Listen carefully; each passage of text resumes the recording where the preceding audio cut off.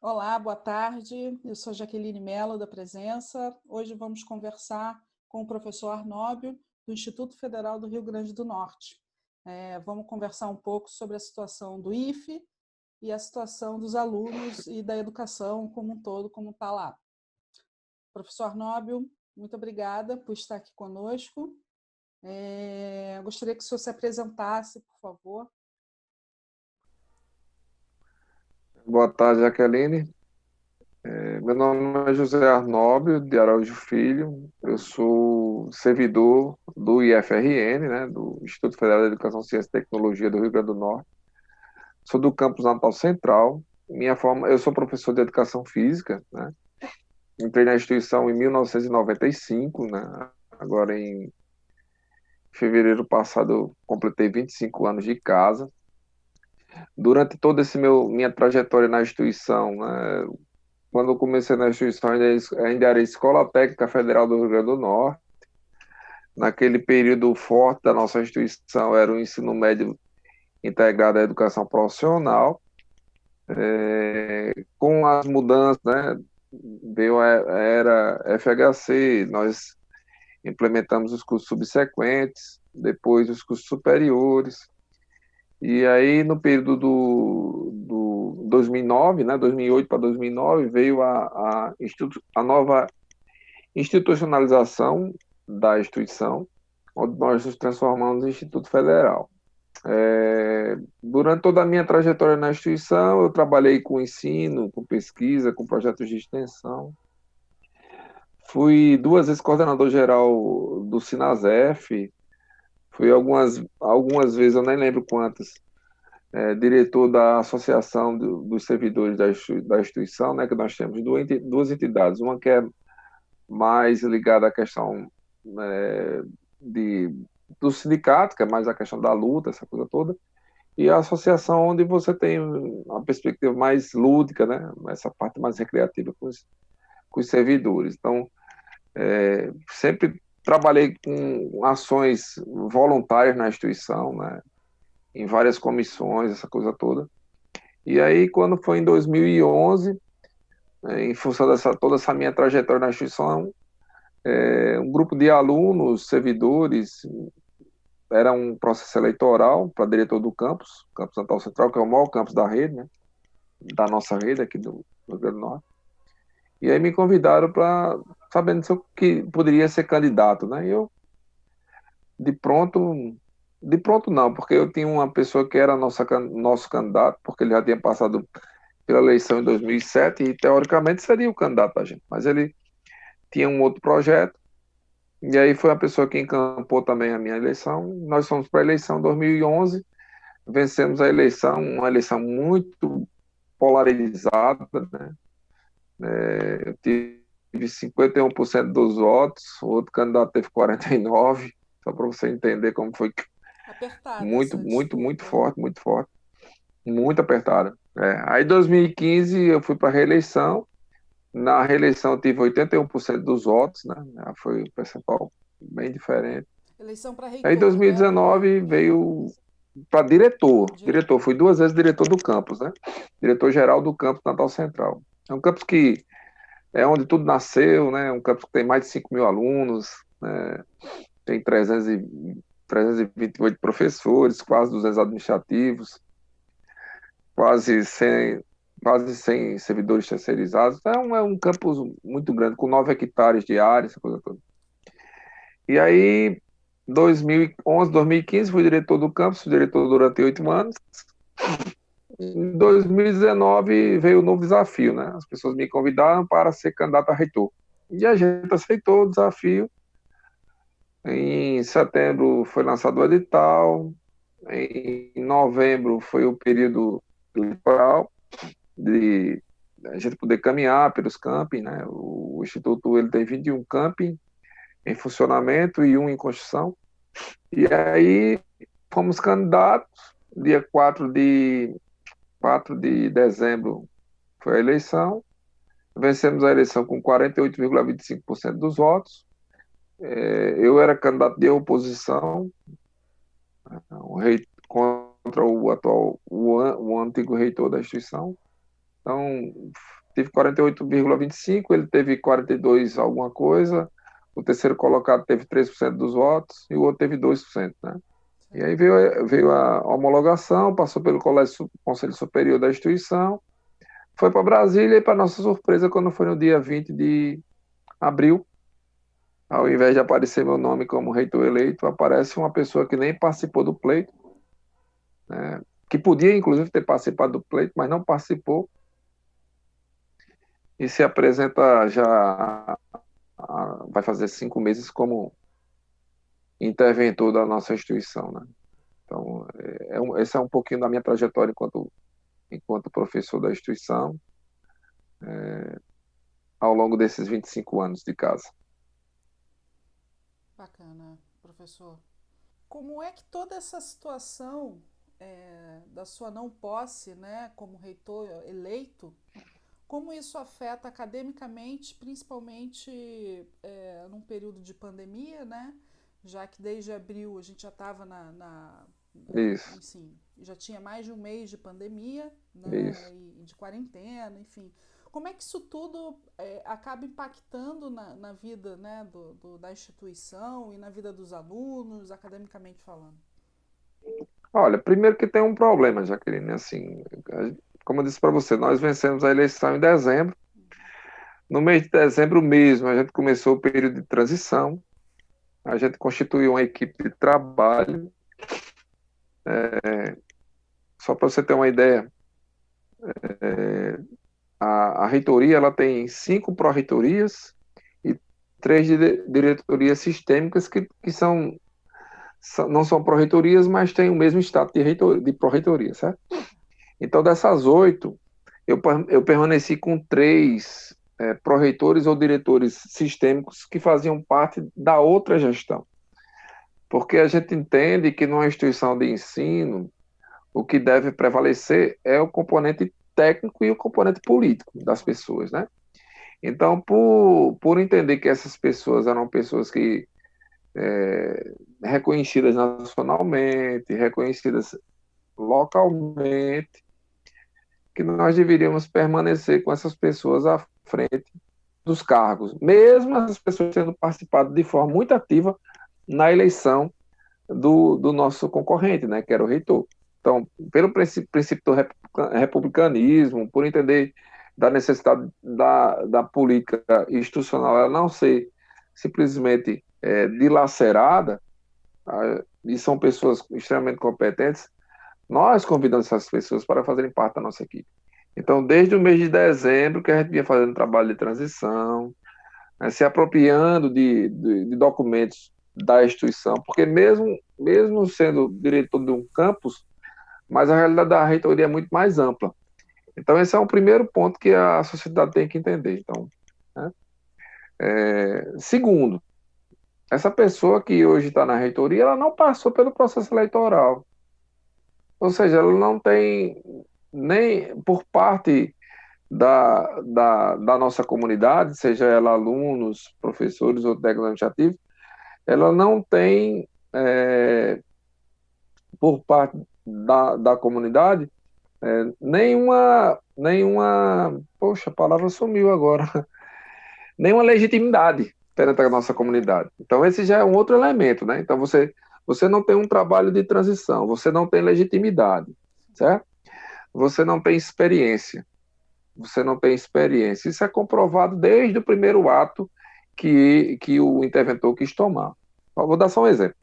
O interventor, no primeiro dia, ele quis nomear 2 servidores municipais, um da prefeitura de Natal e outro de uma prefeitura do interior, que andavam durante a campanha junto a uma figura que virou o pró-reitor de ensino dele, porque esse cara foi candidato, o pró-reitor de ensino dele foi candidato, teve 3% dos votos. Tá? Então, esses 2 advogados andavam com ele para cima e para baixo. Então, a primeira coisa que ele quis emplacar esses 2 servidores municipais, um para ser chefe de gabinete e o outro responsável pela auditoria. Ou seja, nem o conhecimento da legislação ele sabe. Porque um servidor municipal não pode simplesmente ocupar um cargo como esse. A legislação proíbe. Então você tem, voltando, falta de legitimidade, você não fez um trabalho de transição. Ele demorou mais de... Quer dizer, ainda não está completa ainda a equipe, viu? Ainda tem cargos vagos na reitoria. Mas durante mais de 60 dias, a gente tinha só 40% dos cargos ocupados. Ou seja, se havia um vácuo nesses cargos, é porque alguma coisa não ia acontecer de forma planejada, de forma organizada, né? Então, nós já temos 3 elementos. Fora tudo isso, dessa incompetência, tem uma coisa que essa é a pior de todas. Ele é uma pessoa que não é aberta ao diálogo. E isso aí eu posso provar com qualquer documento que você queira. Por exemplo, os diretores gerais, na reunião do colégio dirigente, que é uma reunião onde você tem todos os pró-reitores e diretores de campus, ele cortava a voz dos diretores, tá? Ele dizia que aquele colegiado não tinha força nenhuma, ele não era deliberativo, ele não valia de nada. No Conselho Superior, que é o órgão máximo da instituição, na qual ele é o presidente, ele também dizia, ele cortava a voz das pessoas, ele suspendia reuniões, tá? Cerceava a liberdade das pessoas. No Conselho de Ensino, Pesquisa e Extensão, que é o CONCEPEX, a mesma forma. Ou seja, ele é uma pessoa que não dialoga, não abre o diálogo. Então você tem um ser humano que não dialoga, que não tem legitimidade, que não tem competência técnica para dirigir a instituição, tá? Que não tem corpo técnico e que não fez a transição, aí você já viu no que vai dar, né? No que vai dar. Então, diante de um momento como esse, se eu tivesse hoje à frente da instituição, eu estava tendo muita dificuldade, porque esse cenário de pandemia é algo muito novo. A gente tem um país onde a desigualdade social é muito grande, e com isso, a gente tem uma exclusão digital, né? A gente tem uma exclusão digital. Então, com a exclusão digital, sem eu poder fazer o ensino presencial, a única forma que eu tenho de ter o aluno na nossa instituição é através do ensino remoto emergencial. Então, eu digo que se eu tivesse à frente da reitoria, eu com minha equipe, a gente teria muita dificuldade. Só que esses 5 elementos que eu trago, eu não teria.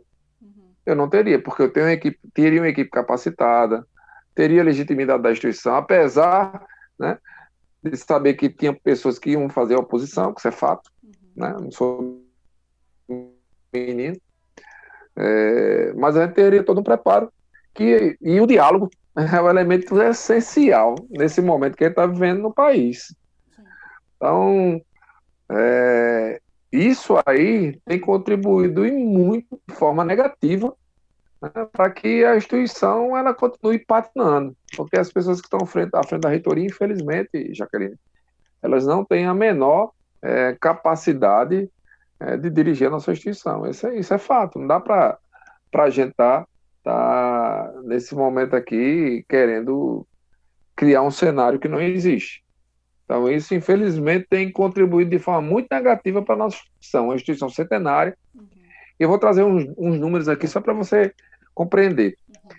Ano passado, a nossa instituição, eu vou me ajeitando. Ano passado, a nossa instituição foi a segunda melhor instituição do Estado em de eficiência e eficácia de gasto público.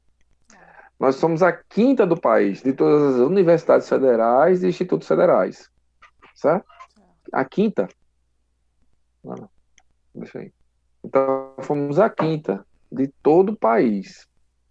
Ano passado, num evento de estágio, que foi promovido por um instituto na Bahia, nós fomos a primeira instituição de ensino médio em estágio e a primeira de ensino superior. E aí, quando eu falo de estágio, eu não estou falando do número de estagiários, não. São as políticas que a instituição fez. Ano passado, uma universidade da Espanha mediu o índice na área de pesquisa. Nós somos a primeira instituição dos institutos federais em pesquisa no país.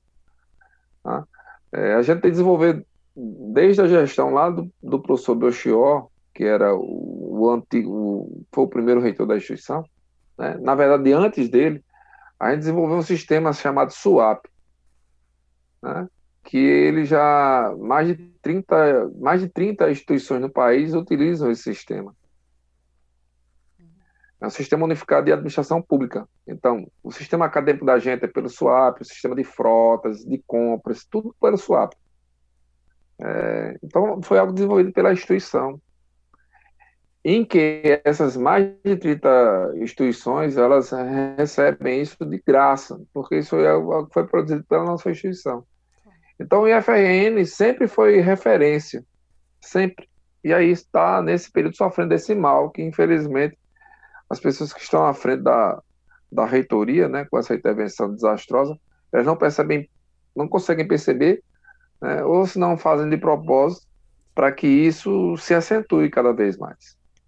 Vocês entraram com alguma Sim. ação no MEC, né, reclamando com relação a essa nomeação, né, desse interventor? Entramos sim, no dia, como eu falei para você, né, o interventor tomou posse no dia 20 de abril. No dia 24, foram protocoladas 3 ações. Um grupo de advogados protocolou uma ação que foi impetrada pela uma aluna do Grêmio, do campus que eu era diretor. O sindicato impetrou outra ação também no dia 24. E nós impetramos uma outra ação também no dia 24. No dia 1º de maio, foi uma data histórica. Dia 1º de maio, a juíza da 4ª Vara da Justiça Federal aqui do Rio Grande do Norte, ela concedeu uma liminar, e nessa liminar que ela concedeu, ela dizia que o que o MEC tinha feito era errado. Ela levanta alguns elementos, tipo presunção de inocência, né? Você não pode ser condenado se você apenas é suspeito de algo. Porque, assim, se a lógica fosse essa, eu me pergunto, desde a eleição que dizem, né? Dizem, eu não sei, né? Mas dizem que o presidente é envolvido com fake news, né? Então, só dizem, não tem nada provado, por enquanto, né? Então, se a lógica fosse essa, se qualquer pessoa que fosse imputada a um crime a ela não pudesse concorrer a nada, então o presidente não podia ter tomado posse, né? Porque tem uma imputação de um crime de fake news, né? Que ele ganhou a eleição em função dos fake news. Sim. E ele tomou posse. Então, contra mim, foi imputada uma ação, uma sindicância punitiva, em função de um evento que aconteceu na instituição, um evento desenvolvido por da Igreja Católica, chamado Movimento Fé e Política, que é um movimento que existe há 30 anos. Então, esse movimento, em julho do ano passado, durante as férias docentes e discentes, a escola estava parada, né? Só tinha alguns servidores administrativos, mas durante esse período eles pediram para fazer um evento na instituição chamado Fé e Política, que discutia desigualdade social, né, e quais eram os caminhos para a sociedade enfrentar essa desigualdade. E só que nesse evento, além de discussões, de mesas, né, debates, eles montaram uma feirinha.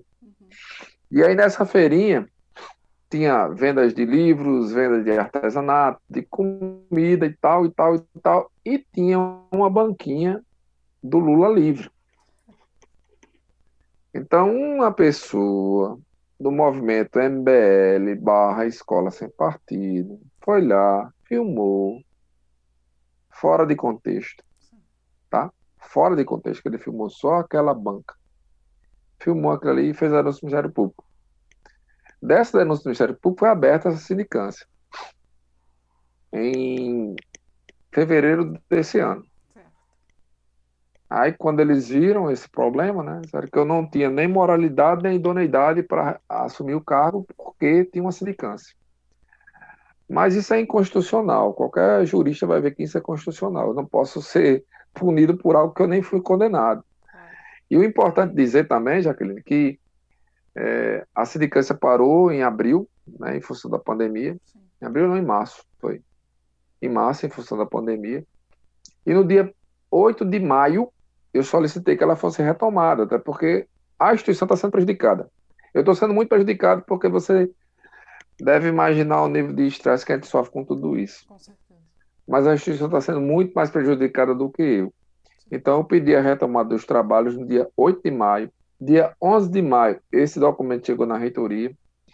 E está chegando a 120 dias que esse documento não anda. Não Tem anda. uma justificativa para Não, essa moleza? não, não. Acho que é porque eles não querem que a justiça veja que eu não estou devendo nada. Porque, inclusive, nesse evento, eu estava de férias. O evento foi 12, 13 e 14 de julho. Eu estava de férias desde o dia 8. Quer dizer, desde o dia 8 que eu não ia na escola. Eu fui na abertura. Vamos dizer, professor, mas o senhor estava na abertura. Sim, fui na abertura. Fiz a abertura e fui embora para casa. Não acompanhei nada do evento, só a abertura, porque eu acho que como dirigente máximo da instituição, é até uma falta de educação. Se eu não tivesse em Natal, eu não teria ido, mas como eu estava em Natal, eu fui, né? Tem esse relatório no Ministério da Justiça, né, que fala sobre a perseguição e elenca nomes de professores de instituições Sim. E de policiais antifascistas. É, Você acha que o seu nome está nessa lista? Você já teve algum acesso? Olha, assim, se ele está nessa lista, eu não sei. Mas que eles devem ter feito um dossiê da minha militância nas redes sociais, eu acho que sim, né? Porque assim, eu acho que sim. Isso aí eu tenho quase certeza. Inclusive o pai do interventor, né, que é um deputado federal aqui do Rio Grande do Norte, que inclusive também, né, ele é suspeito da máfia do fake news também, está envolvido na máfia, é um daqueles 5 deputados federais que é suspeito, né, assim como eu, ele é só suspeito, não estou dizendo que ele é culpado não, viu? Sim. Porque eu só vou dizer se ele é culpado depois que o processo for finalizado. Claro. Então também ele podia, em vez de ser deputado hoje, estar licenciado, né, já que Sim. eu não posso tomar posse como reitor, ele também deveria não continuar como cargo de deputado enquanto ele está sendo averiguado, né? Para o bem da nação, né? Claro. Para os cidadãos de bem do país. Então, eu acredito que um dossiê foi feito, né? Porque, na verdade, como eu disse, ele teve no programa e disse assim que nem eu, nem o reitor poderia tomar posse, nenhum dos dois, porque os dois iam responder a processo administrativo. Eu nem sabia que o professor Willis estava respondendo a processo administrativo, não sei. Então, eu acredito que, na verdade, o que está acontecendo é que eles devem estar montando um dossiê, né, de todas as pessoas que se colocam contra o sistema, né? Sim. Que é um absurdo, né? Você não ter direito ao contraditório, você não ter... todo mundo tem que ficar calado, batendo palma, achando bonito 117 mil pessoas morrendo de Covid no Brasil, você tem que bater palma. A Amazônia sendo devastada, a gente tem que bater palma, né? A economia acabando e a gente tem que bater palma. 4 bilhões a menos na educação por ano que vem e a gente tem que bater palma, não. Eu acho que a gente, enquanto cidadão, a gente tem que se manifestar de tudo quanto é jeito. Inclusive, eu vou até procurar os documentos que eu tenho aqui em casa, fotos, mostrando que quando o Lula era presidente, eu também fui para a rua, viu? Contestar algumas coisas do governo Lula. Claro. Quando a Dilma era presidente, em 2011, eu fechei, não sei se você conhece Natal, mas o campus da gente fica hoje no centro, praticamente no centro da cidade, é onde a cidade vive. Então, todas as manifestações acontecem na esquina da nossa instituição. Então, em 2011, ela ainda não era, mas a gente colocou um tablado no cruzamento dessas duas grandes avenidas e eu dei aula no meio da avenida. 2011. 2011 a presidente era Dilma, viu? Então dizer que, não, amigo, se tiver errado, eu vou criticar. Tá? Qualquer movimento que a gente tem que defender o trabalhador. Eu sou trabalhador. Eu sou trabalhador, então tenho que defender a nossa classe, né? Então, eu acho um absurdo tudo isso estar acontecendo, porque só quem está perdendo é o país, né? Você não pode ser crítico, você não pode ter oposição. Poxa, como assim? Então é melhor que pegue, né, o Decreto-Lei 6986 de 2009 dos Institutos Federais, que nem fala em lista tríplice, é importante que a sociedade saiba. Diferentemente das universidades, o decreto-lei que rege as eleições nos Institutos Federais, ele não fala de lista tríplice. Ele fala do mais votado, o mais votado vai para o Conselho Superior, o Conselho Superior referenda, isso vai para Brasília para o presidente nomear o mais votado. Certo? Certo. Nem isso existe. Uhum. Nem isso existe. Vai o nome do mais votado. Né? Uhum. Até porque, nessa lógica, qualquer pessoa de qualquer ideologia política, de qualquer partido, de qualquer religião, pode ser candidato, desde que preencha os pré-requisitos, e pode ganhar. Não vai depender de quem está lá no poder central, não. Isso e essa lei, né, ela é fruto da Constituição de 1988. Sim. Porque até então não existia eleição para diretor, nem de escola municipal, nem da escola estadual, nem de universidade, nem de escolas técnicas, né, naquela época. Tá certo. Com relação aos estudantes, né, a situação dos estudantes, eu li um relatório que mais de 30% dos estudantes do IFE, né, no momento, não tem condições, e esse número agrava, né, porque não tem a internet e não tem computadores, né, em suas residências. O reitor atual, né, esse pro tempore, ele tem feito alguma ação de abertura do campus ou não? Está tudo paralisado e tem surgido alguma atividade para ajudar esse estudante do IFE, né, a ter um mínimo de condições, né, para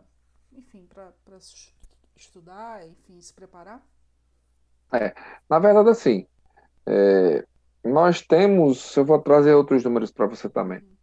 Nós tínhamos, antes da pandemia, quase 65% da nossa comunidade estudantil que tinha renda per capita menor de R$ 500. Certo?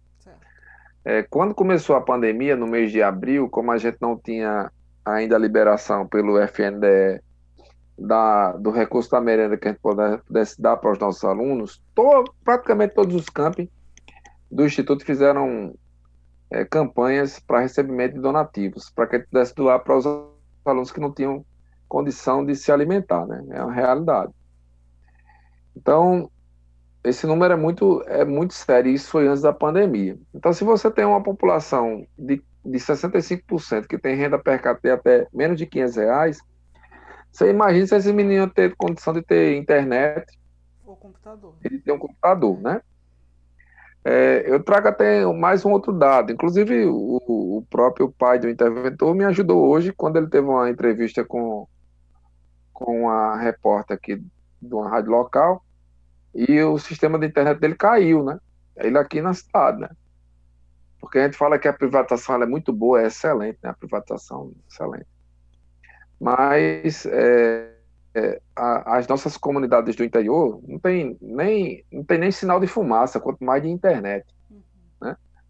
Então, a gente tem dois problemas de exclusão digital aí. Primeiro é que nem todos os municípios vão ter acesso à internet.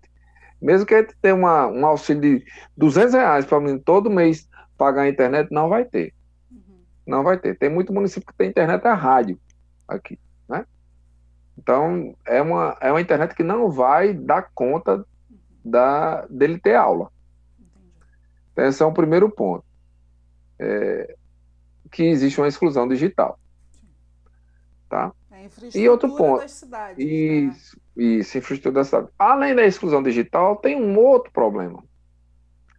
A gente tem alunos que uma renda per capita de menos de R$ 500, você imagine que nem todos esses meninos vão ter um espaço como esse que eu tenho aqui. Eu estou dividindo, minha casa não é muito grande não. Eu estou aqui, minha esposa está na sala, meu filho está no outro quarto, né? Mas imagina uma família que tenha 5, 6 filhos e que tenha 2 cômodos. Como é que esse menino ou essa menina vai estudar? Então tem outro plano de estrutura dentro da sua casa. Tá? E aí o que é que foi feito? Como não existe por parte do interventor nenhuma ação sistêmica, os diretores gerais, né, cada campus tem um diretor geral, e os diretores acadêmicos, eles se reuniram e foram construindo documentos para que a gente pudesse mapear esses alunos, para que a gente pudesse chegar à totalidade dos alunos atendidos, né, com essa estrutura. Então, esse trabalho está sendo feito todo pelos diretores gerais e pelos diretores acadêmicos. Professor, a reitoria está fazendo o quê? Nada. A única coisa que ele fez, que foi, baixou uma portaria dizendo que as aulas tinham que voltar, as aulas estavam liberadas para acontecer de forma remota a partir do dia 31 de agosto. Como? Vocês estão liberados para oferecer aula remota. Como? Sim. Não, olha, a Universidade Federal do Rio Grande do Norte faz um mês, mais ou menos, que ela lançou um edital público para os alunos, para que eles possam concorrer para receber um auxílio de R$ 1.300. O edital da gente ainda não saiu. Isso é Ainda em não previsão. saiu. Então se você não saiu nem o edital, todo mundo sabe que o edital ele demora, né? Claro. Eu não me inscrevo hoje para amanhã receber. Exato. Então, há um tempo para isso acontecer. Sim. Então, infelizmente, alguns pais ainda acreditam em contos de fada, né? Porque tem pais que estão dizendo que a instituição não está voltando porque os professores não querem trabalhar e os diretores e servidores administrativos estão fazendo nessa guerra politiqueira. Mentira. Quem inventou essa política suja não fomos nós, primeiro. Não fui eu. Eu fui eleito pelo voto. Certo? Segundo, não fui eu que chegou alguém de um partido e me colocou lá para ser reitor. Esse é o segundo ponto. Tá certo? E terceiro, quem não está trabalhando é o interventor e a equipe dele, que só prestam de serviço à sociedade brasileira. Isso é o que está acontecendo. Então, por parte da reitoria não existe nada. Felizmente, nós temos diretores comprometidos, servidores comprometidos, professores comprometidos, né, que estão nesse trabalho. E assim, durante esse período, é importante ressaltar que os professores, a maioria dos professores, ou se não a totalidade, mesmo sem ter um plano de capacitação, procuraram fazer capacitação, se reúnem toda semana. De manhã eu estava numa reunião, por exemplo, hoje pela manhã, como professor. Eu, junto com outras pessoas, nós criamos um plano de ação para que as atividades pudessem ser retomadas, né? Começamos a discutir isso. Depois eu parei porque eu estava sendo vítima de perseguição, inclusive, né? Dizendo que eu estava em governo paralelo. Aí eu disse, não, então vou me aquietar aqui, porque senão vai vir um novo padre aí, e aí é melhor que eu fique quieto, né? Então eu resolvi parar, porque senão era uma outra perseguição que eu vinha sofrer. Então a gente querendo ajudar a instituição e a gente ser perseguido. Então, por parte dessa reitoria intervencionista, Jaqueline, infelizmente, não existe nada, porque eles são incompetentes, não dialogam com as pessoas e, como eu disse para você inicialmente, você num momento como esse, você não tem nenhum plano para dialogar com as pessoas, para você construir algo coletivo que atenda a todos, né? Porque nós não somos um conglomerado de unidades de ensino, não, nós somos uma entidade só que estamos equidistantes geograficamente uma da outra, né? Sim. Mas as diretrizes têm que ser as mesmas. Eu não posso fazer uma coisa no campus que eu era diretor, por exemplo, o campus lá de Macau fazer outro, o campus de Nova Cruz fazer outro, o campus de João Câmara fazer outro. Não é assim que funciona. A gente tem que ter uma diretriz. Porque se não tiver diretriz, não precisa de reitor. Se não precisa de diretriz, cada um faça o seu, para que o reitor? Então, até é uma economia para o país, né? A gente está acabando com as 38 reitorias dos institutos federais e as reitorias das universidades, já que você está dizendo que não precisa. Então, Todas as ações elas têm que ser sistêmicas. É a mesma coisa, né? Eu dei até esse exemplo. O exército. Vamos dizer que o exército vai para a guerra, né? Aí o comandante lá chega para os soldados e diz, vocês vão para a guerra. Aí os soldados dizem, e o que é que a gente vai fazer? Não, cada um que se vire. Eu não sei o que é que você vai fazer, não. Não. Quando você vai para a guerra, né? Já que as pessoas gostam tanto de falar do planejamento militar, né? Então, já que você vai para a guerra, as estratégias elas são discutidas pelos comandantes. Os comandantes vão dizer, não, o movimento vai ser esse, vai ser esse, vai ser esse, tá? Então, é a mesma coisa. Já que falam tanto desse planejamento, né? Estratégico militar, aí eu vou fazer uma analogia com os militares, né? Então, você não vai para a guerra, o capitão não chega, o comandante não chega para vocês, vá para a guerra e lute. Não é assim. Ele vai montar a estratégia para que você possa minimamente entrar no combate, né? Claro, com certeza, professor.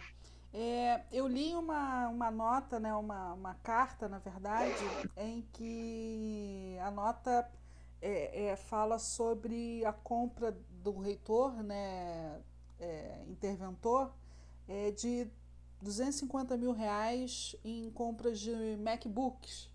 Né, enquanto a Uhum. instituição, nesse período de pandemia, a reitoria, né, faz uma compra nesse valor, enquanto tem toda essa situação que a gente já comentou aqui, dos alunos que não têm nem acesso à Sim. internet e nem estrutura para ter computadores, nem dinheiro, tem uma renda. Né? E como está esse processo junto ao É, Ministério Público Federal? por incrível que pareça, hoje o Ministério Público determinou o arquivamento dessa compra desses MacBooks, né? No dia de hoje, o Ministério Uhum. Público Federal determinou que essa compra ela fosse extinta, Uhum. que era um outro absurdo. Aí as pessoas, não, Arnóbio, isso é ilegal? Não, não é ilegal, não, é imoral. Ilegal não é, não, é imoral.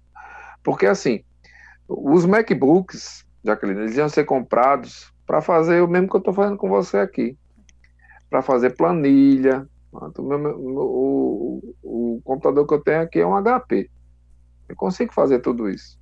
Então, não tem necessidade de comprar um MacBook de 12.700 reais Sim.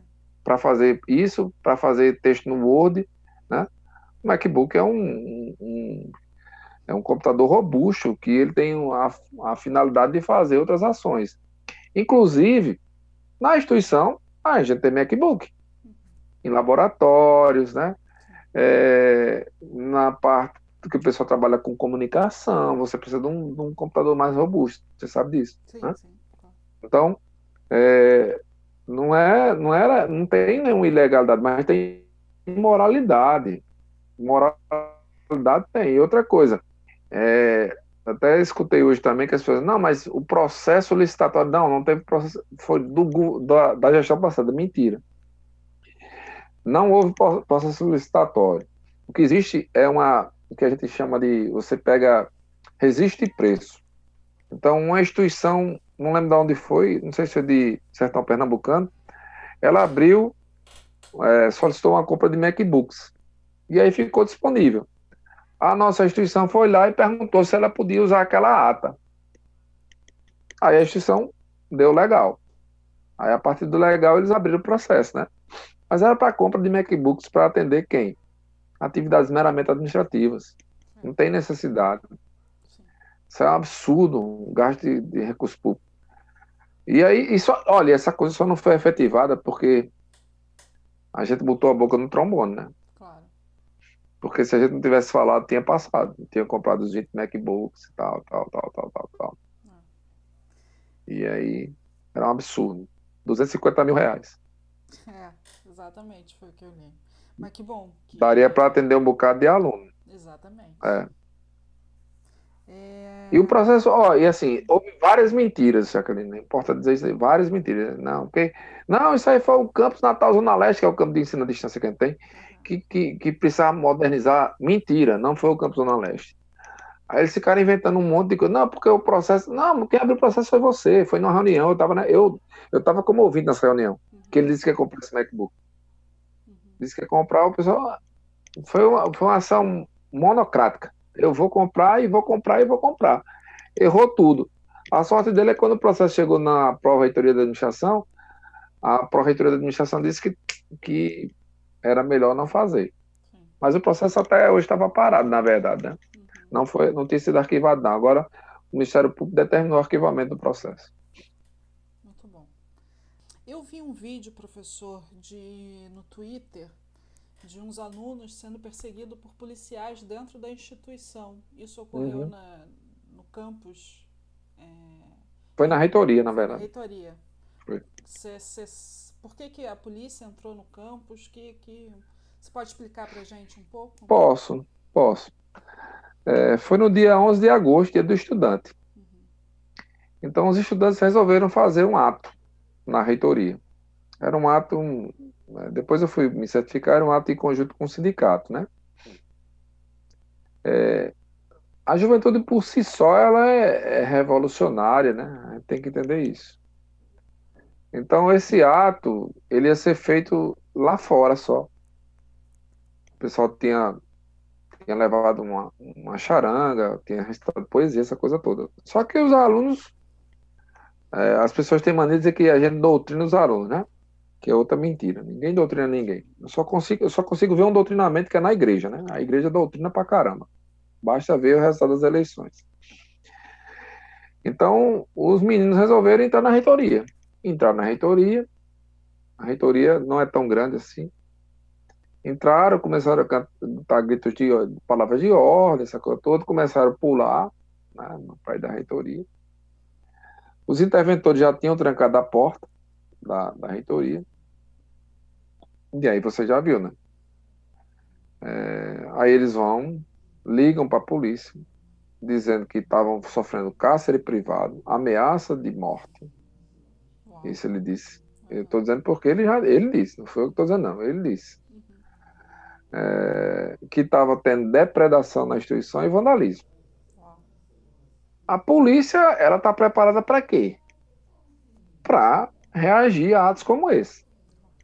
Então, quando a polícia recebe todo esse cenário montado pelo interventor, que ela chega na instituição, que vê os alunos que tinham uma arma muito letal, que era o celular, né? Aí a polícia começou a perseguir os meninos para tomar o celular. Esse foi o primeiro momento, né? Conseguiram perseguir para perseguir os meninos e tal. E aí, num outro dado momento, quando a figura dos interventores vão saindo, os meninos fazem um movimento lá na frente, né? E aí a polícia vem e joga spray de pimenta neles, joga o menino para fora da instituição. Mas eu não condeno a polícia, não, na verdade. Eu tenho que condenar o interventor, porque a polícia só estava lá dentro porque ele autorizou a entrada dela. E aí um soldado, ou sei lá, um tenente, não sei qual era, né, da corporação, ele se excede, né? Porque não foram todos, é importante que a gente diga isso, não foram todas as pessoas. Tinham 5 carros da PM, só para você ter uma noção. 5. Né? Então a gente vê 2 ou 3 PMs que se excederam um pouco naquela truculência, mas eles são resultados do processo que foi criado pelo interventor. Então é bom que isso seja dito, né? Claro, com Se certeza. tem um culpado nisso aí, não é a polícia, não. O culpado é o interventor que chamou a polícia. Sim. Porque eu, sendo o reitor, eu tinha chamado os meninos, eu tinha aberto o auditório da instituição, que é grande, eram 20 meninos, colocava cada um numa ponta, pedia para ligar o sistema de som, conversaria com eles, perguntando, olha, o que foi? Até porque assim, eita, tu tá mentindo. Não, eu participei disso. Em 2016, a primeira ocupação dos Institutos Federais aconteceu no campus que eu era diretor. Os meninos montaram as barraquinhas, eu não lembro qual foi o dia, mas colocaram as barraquinhas no pátio. Aí eu fui lá à noite, conversei com eles, pedi para que eles tivessem cuidado, que ali era um movimento de luta, tá? E aí eu fui lá, conversei com eles, disse, olha, vocês já provocaram o primeiro incidente aqui, que é quando os alunos chegaram que o portão estava fechado, o professor também não viu, então o pessoal sabe que é um protesto. Aí quando for 10 para as 7, 15 minutos antes 10 minutos antes de começar as aulas, vocês vão lá e tiram o cadeado. Deixa quem quiser estudar, quem quiser ir para a aula, vai. Não vai impedir ninguém de ir para a aula, não, tá certo? Tenta fazer o convencimento na hora do intervalo ou coisa desse tipo, tá? E aí foi assim que eles procederam. Aí quando foi na hora do intervalo, eu lembro que eles estavam com a charanga batendo, na hora do intervalo, na hora de começar o terceiro horário, batendo, eu fui lá em cima, disse, não faz isso não, vocês só vão ganhar antipatia das outras pessoas. Tenta convencer de outra forma. Eles ficaram chateados e tal, mas depois entenderam que ali foi a melhor saída. Então, o diálogo é o melhor caminho, não é truculência, não.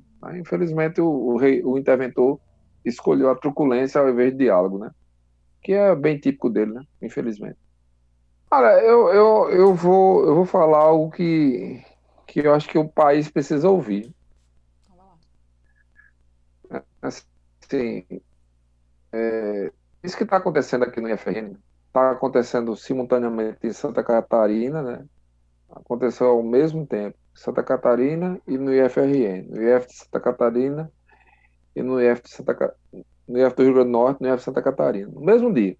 Eu era para ter tomado posse no dia 20, o professor Gariba também no dia 20. Nós dois não tomamos posse. No Cefet do Rio, não sei se você está acompanhando, mas faz mais de um ano que o Cefet está sofrendo intervenção. O professor Maurício Mota é um outro. Tá? O Cefet da Bahia passou um ano para que a professora Luzia tomasse posse. Nós temos 8 universidades federais em que o mais votado não tomou posse. A 9ª vai ser a UFESA, aqui no estado do Rio Grande do Norte, né, que isso foi dito pelo... Saiu da boca do presidente na sexta-feira, quando ele estava aqui. No Rio Grande do Sul vai acontecer a mesma coisa. Então, na verdade, eu queria trazer para a sociedade, né, para o mundo inteiro, para o CONIF, que é o colegiado dos reitores dos institutos federais, para a Andifes, que é o colegiado dos reitores das universidades federais, que o que está em curso, na verdade, é uma ação da quebra da autonomia das universidades e institutos federais, uma quebra do processo democrático dentro dessas instituições. Então a gente precisa sair dos nossos muros e mostrar para a sociedade o que está acontecendo. Está acontecendo não é justo. Não é justo. Porque quem conhece a realidade daquela comunidade é quem vive naquela comunidade. Não é um cara que está lá no Poder Central, que não sabe quem é o professor Arnob, não sabe quem é o professor Gariba, não sabe quem é o professor Maurício Mota, e não sabe quem faz parte dessa comunidade. Não é esse cara, através de uma caneta, que ele tem que simplesmente dizer, não, aqui tem que ser alguém que tenha o meu DNA. Então, é importante que o país saiba disso, é importante que o mundo saiba disso, que a gente vive uma perseguição. Uma perseguição. Se você não comunga dos mesmos pensamentos de quem está hoje no poder central do país, você é perseguido. Então, eu não tenho medo de dizer isso, Jaqueline, tá? Eu já sou um perseguido mesmo, então não vou ter medo de dizer isso, não vou me calar diante dessas atrocidades, porque a gente tem que defender a nossa escola pública. Como eu falei para você, 4 bilhões a menos no nosso orçamento do ano que vem é um absurdo. Enquanto a gente tem 4 bilhões a menos, o Ministério da Defesa tem 5,7 bilhões a mais. Para quê? Para quê? Essa é a minha pergunta. Para quê? A gente não... Vão guerrear agora contra a Venezuela? Só se for isso, né? Estão se preparando para fazer uma guerra contra a Venezuela? Porque a gente não consegue defender nem as fronteiras da gente. Que o narcotráfico entra, né? De forma livre. Na verdade, o narcotráfico ele não vai nem nas fronteiras, né? Ele vai até em avião presidencial até a Espanha, né? Então, o narcotráfico com 39 quilos de cocaína saiu do Brasil para a Espanha. Então, a gente precisa, tá, mostrar à sociedade brasileira e ao mundo o que está acontecendo. Isso é perseguição. Esse é o grande crime. E assim, se o meu preço é o silêncio, eu não vou ficar de boca fechada. Não vou, a não ser que fechem, né, a minha boca, mas eu não vou ficar de boca fechada, tá certo? porque eu acho que isso é um compromisso enquanto cidadão. Eu já disse em outros momentos, ó, eu nunca fui empregado de Fernando Henrique, eu nunca fui empregado de Lula, nunca fui empregado da Dilma, nunca fui empregado do Temer, nem tampouco desse cara que está aí no Poder Central. Eu sou servidor público federal. A minha função, tá, é servir a população do meu país, fazer o meu trabalho da melhor forma possível. Então, eu estou aqui para defender a escola pública. E para defender a escola pública, a gente tem que ter investimento. O professor tem que ganhar bem, servidor tem que ganhar bem, porque nós somos servidores do Estado. E um bom servidor, né, ele tem que passar por política de capacitação, ele tem que ter um ambiente de trabalho bom para ele, tá? Ele tem que ter os equipamentos necessários, ele tem que ter recursos para fazer pesquisa, fazer extensão, fazer ensino de qualidade e ter um bom salário. Porque essa economia fajuta aí, que persegue também o servidor público, diz que a gente não pode ganhar bem, né? Só alguns, né? Tem outros que podem ganhar bem, né? Tem outros que não tem, ninguém mexe no salário deles, não. Pelo contrário, tem uns que são os militares, inclusive, né? Com a reforma da Previdência, eles foram a única categoria que ganhou, né?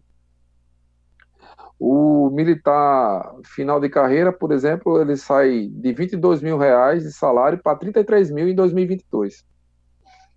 Né? Então, aí foi o preço da reforma da Previdência dos militares. Foi uma pena um negócio desse, né?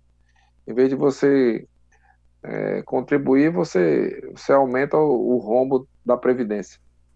Então, é importante que a gente diga isso e não tenha medo de dizer não, sabe? Tudo que eu disse aqui é tudo verdade, eu não tenho nada, nenhuma mentira. Então, como eu não falto com a verdade, eu não tenho medo, não. Não tenho medo. Tudo que eu falei aqui eu posso provar por números e por documentos comprobatórios. Não disse nem uma inverdade. E aí, só quero agradecer a você pelo espaço e dizer que estou à disposição para discutir de outro momento, né, um outro tema, se assim vocês acharem que é pertinente. Claro, professor, muito obrigada pelo seu tempo, por essa conversa, por esse esclarecimento sobre a situação que está acontecendo, né, no IFE do Rio Grande do Norte e também em outros IFES, que eu acredito que sejam situações bem parecidas, né? Uhum, todas a mesma coisa, Exato. todos. O do Santa Catarina não tomou posse porque existe um padre também. Do Rio de Janeiro é um padre também, né? Só não tem freira, mas padre tem um É bocado aí. verdade. Ah, professor, muito obrigada, viu, pelo seu Tá bom, tempo. Espero que Jaqueline? essa situação, de alguma maneira, se resolva é, em pró, né, do bom andamento da instituição, um equilíbrio, né, para os alunos, enfim. Dizer que a presença está aberta a todos que queiram falar, né, democraticamente, mostrar seu posicionamento. A gente também não tem vínculo com nenhum partido, com nenhuma religião específica. A gente preza muito pelo direito do ser humano, pela democracia. Então, muito obrigada pelo seu tempo, por esse Tá, bate-papo. tá bom. Tá bom, boa tarde. Obrigado. Valeu. Tchau. Valeu, um abraço.